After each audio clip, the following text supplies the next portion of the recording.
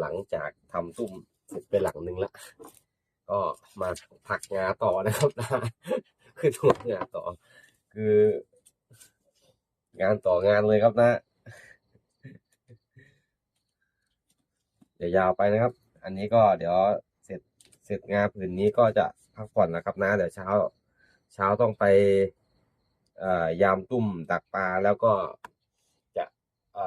คิดว่าถ้าไม่หนาวมากจะดำน้ำลงไปถ่ายงา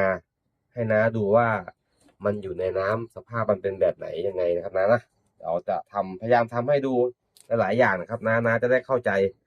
นะจะได้รู้ว่ามันเป็นอย่างนี้มันถึงจะเข้าไม่เข้าอะไรยังไงนะครับนะก็เสร็จผืนนี้ก็คงพักผ่อนแล้วแหละ